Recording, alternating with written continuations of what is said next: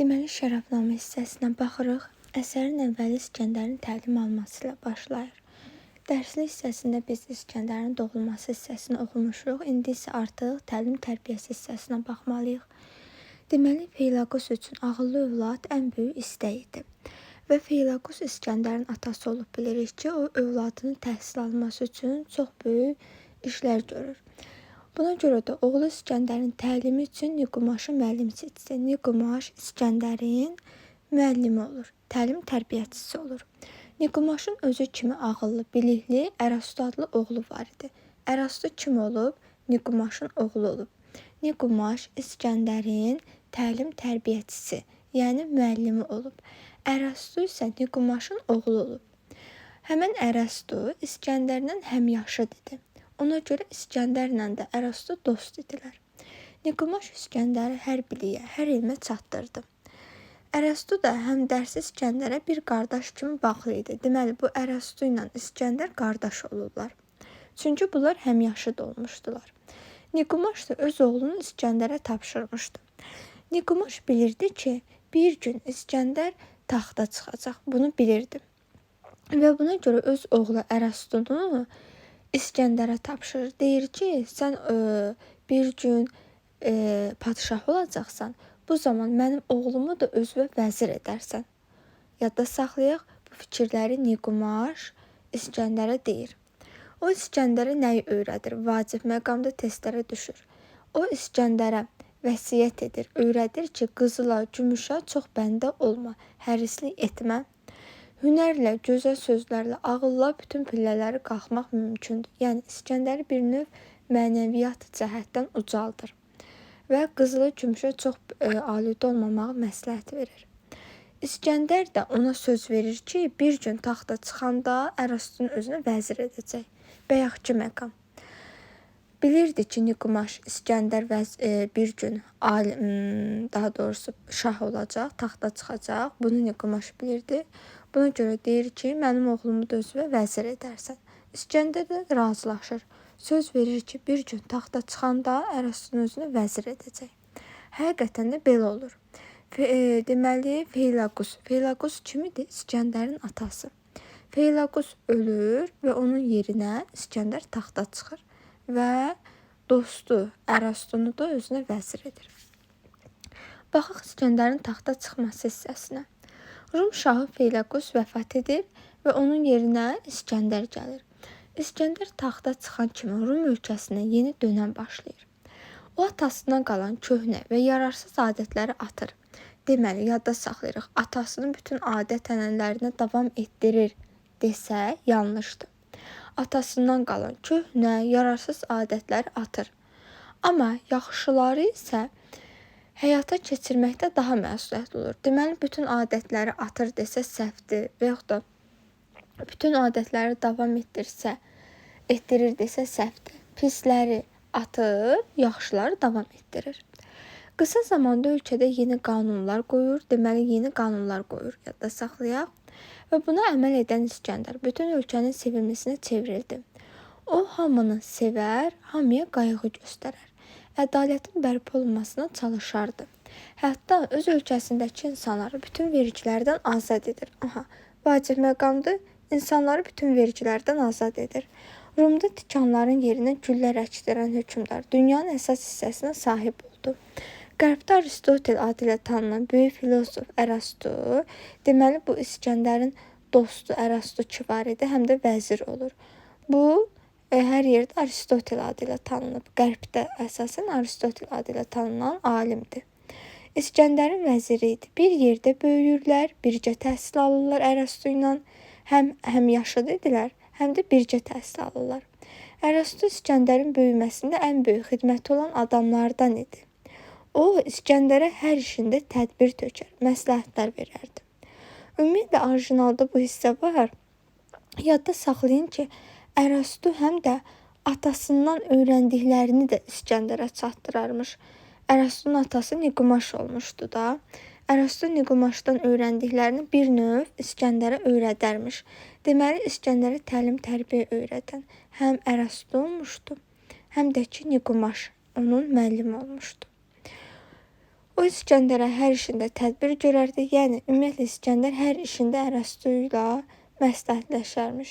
Hətta belə bir ifadə var orijinal hissəsində, deyir ki, şişə əti belə Ərəstudan, şişə daha doğrusu deyir bir quşu belə Ərəstudan icazə almamış qoymazmış.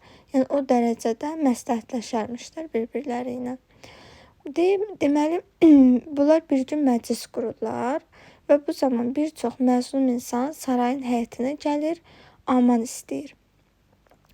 İskəndər öyrənir ki, bunlar Misirlilərdir. Deməli, İskəndərin məclisinə gəlib İskəndərdən aman, yəni kömək istəyən kimlər olur? Misirlilər olur.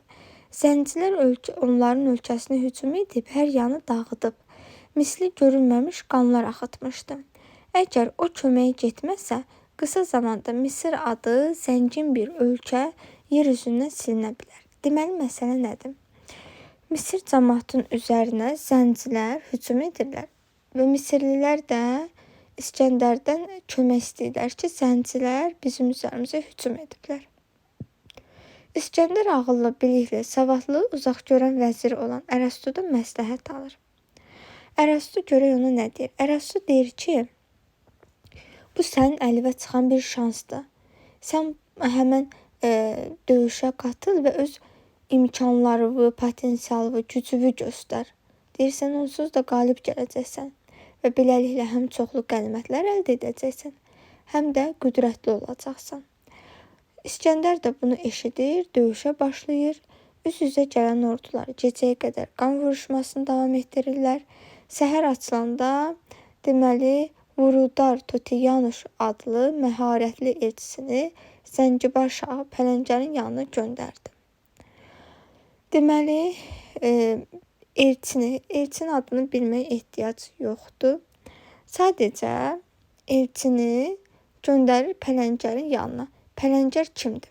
Pələncər zəncilərin başçısı olub. Zənci padşahı, zəncilərin başçısı kim oldu? Pələncər.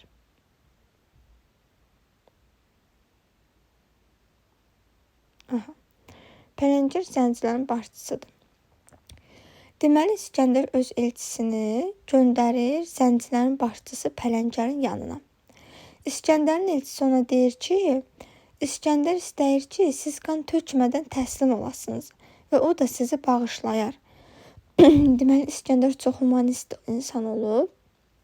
Daha doğrusu əsərdə belə qeyd olunur və burada da elçisindən Pələncərə, zənci başçısına xəbər göndərir ki, gəlin qan tökməyək, siz təslim olun, Misirlilərdən əl çəkin. Elçinin sözü bitməmiş, zənci şahı onun başını kəsib, hamının gözü qarşısında qanını şüşəyə tökdürüb içdi. Dərslikdə, təhlildə var bu hissə. Oxuduğumuz vəsaitdə maşində də qeyd olunub ki, deməli, Pələncər elçinin başını kəsir. Deməli, bu həmən elçi idi, İskəndərin elçisi olur. Deməli, həmən elçinin adı Totiyanuş olur. Deməli, elçi ilə birgə gedən elçilər gördükləri bu dəhşətli səhnəni İskəndərə danışırlar. Və İskəndər də döyüşü davam etdirməli olur. Pələncərin bu vəhşi hərəkətindən qorxan döyüşçülər məğlub olurlar. İskəndər öz vəziri Ərəstuya bu vəziyyətdən çıxmaq üçün bir tədbir görməsi üçün müraciət edir. Deməli, döyüşçülər birinci cəhddə məğlub olurlar. Pələncər belə elçini öldürür və qorxuya düşür orada. Ona görə birinci cəhddə məğlub olurlar. Deməli, Ərəstu ona qoşunun gözünün qorxduğunu söyləyir və məsləhət görür ki, şah düşmən önündə möhkəm dayanmaq üçün bir yol tapıb, onu Zəngi şahından daha yırtıcı olduğunu düşmənlərə göstərsin. Bu nə deməkdir? Ərəstu da ona deyir ki, sənin ordun ona görə geri çəkildi ki, Pələncərdən qorxdular. Pələncər özünü daha belə qüdrətli göstərdi, sənin elçiləri öldürdü. Və sən də elə etməlisən, sən də özünü o formada qüdrətli göstərməlisən ki, sənin ordun qorxmasın, cəsarətlənsin və əksinə düşmən ordusu qorxsun. İskəndər bilicinin məsləhəti ilə hamının gözü qabağında zənci əsirlərindən birinin başını kəsib, bişirilmək üçün mətbəxə göndərir. Yəni o da belə qəddar bir addım atır ki, qarşı tərəf ordudakı döyüşçülər qorxsun. Sonra isə aşpazın gətirdiyi qara qoyun başını zənci başı adı ilə ləzzətlə yeyərək özünün adam yeyən olduğunu qarşı tərəfə anladır. Əslində qoyun başı yeyir, amma güya ki bişiriblər və bu da həmən zənci əsirinin başıdır. Elə təqdim edir düşmənə. Elə xəbər yayılır və özünü adam yeyən olduğunu qarşı tərəfə göstərir ki, onlar qorxsunlar. Zənci əsirlərdən fürsət tapıb qaçanları Rum şahının qorxunc bir adam yeyən olduğunu öz ordularına çatdırırlar. Hamı deyir ki, bəs bu İskəndər adam yeyəndir, hamısı qorxur, geri çəkilir. Dəhşətə gələn zəncilər inam hissini itirir. Deməli, hər şey insanın düşüncəsindən başlayır. Bunu da biz bu əsərdə şahid oluruq. Və əvvəlki tək döyüşə bilmirlər. Düşünürlər ki, onsuz da İskəndər qorxunc, qüdrətli insandır. Vuruş zamanı meydanda bir neçə pəhləvanı məğlub edən İskəndər zəncilərin başçısı Pələngəri məhv edir. Deməli, Pələngəri kim öldürür? İskəndər. Bu zaman onun İran şahı Dara arasında narazılıq baş verir. Dara kim idi? Dara yadımızdadırsa əgər dərslikdə oxumuşuq. İskəndərin atası Feylaqusa həsədindən rəqib çıxan hökmdar idi. Yenə bu görür ki, İskəndər də belə qüdrətli olub, Pələngəri öldürür. Yenə başlayır bunlar arasında narazılıq olmağa. Daranın elçisi İskəndərin yanına gələrək onun xərac tələbini istəyir. Dara da həmişə Daranın işi gücü nədir? Xərac. Deməli, xərac istəyir. İskəndər xərac verməyəcəyini qəti şəkildə bildirir. Aha, deməli burada biz özümüz üçün belə bir nəticəyə gəlməliyik ki, Feylaqus Daraya xərac verirdi. Amma İskəndər atası Feylaqusdan fərqli olaraq Daraya xərac vermir. İskəndər xərac verməyəcəyini qəti şəkildə bildirir. Onun belə sərt cavabından qəzəblənən Dara İskəndərin yanına qasidlə top və cövkan göndərərək onu oyun oynayan bir uşaq, özünü isə saysız hesabsız qoşuna malik qüdrətli bir şah olduğunu göstərmə məqsədi ilə qasid məktub göndərən şəxsdir. Bir çuval da küncüt verərək Roma yollayır. Yəni deyirsən, bu oyun oynayırsan, topla oynayırsan, amma deyir, mən qüdrətliyəm. Daxı Dara neçə ilin hökmdar olub. İskəndər isə hələ gənc idi. Hədiyyənin mənasını çox gözəl anlayan İskəndər onu bilərəkdən belə yozur ki, Dara topla yuvarlaq yer kürəsini nəzərdə tutur, Covkanı isə cahanı özümə tərəf çəkmək üçün mənə göndərib. Sonra küncütü yerə dağıdıb saray quşlarına dənlədir və bununla Daranın saysız hesabsız qoşunlarını məhv edəcək igid döyüşçüləri olduğunu rəqibinə çatdırır. Deməli, o rəqibinin Daranın elçisi ki gətirir, orada bir covkan olur, top olur, bir də küncütlər olur. Və o da yəni bildirmək istəyir ki, mən heç sənin bu hədə qorxundan qorxmuram. Küncütü verir deməli quşlara, saray quşlarını yeyirlər. Yəni bu o deməkdir ki, onun qoşununu məhv edəcək. Top da yer kürəsidir. Yəni mən yer kürəsini hər bir ölkəni özümə çəkəcəm, fəth edəcəm. Bunu nəzərdə tutur. Əvəzində isə elçi 2 çuval üzərlik verərək yola salır. Deməli, elçiyə nə verir? Üzərlik verir. Bununla da demək istəyir ki, üzərlik dənələri acı olduğu üçün heç bir quş onu yeməz. Yəni, mənim göndərdiyim üzərliyi heç bir quş yeməz. Yəni, siz bizi məğlub edə bilməzsiniz. Yəni, qalib gələ bilməz, bu belə. Sonra keçirik digər hissəyə. Zənci qoşunun gəlməsindən İskəndərin xəbərdar olması. Zənci qoşunu kimidir? Zənci qoşunu bilirik ki, Misrə hücum etmişdi, düzdürmü? Və İskəndər də onları məğlub etmişdi. Deməli, bir gün İskəndər taxtında əyləşmişdi, məclis qurmuşdu. Deməli, zəncilər Misrə hücum edir və onların həyatı çox ağırdır. Ordular o qədər çoxdur ki, çöldə dolaşmaq mümkün deyil.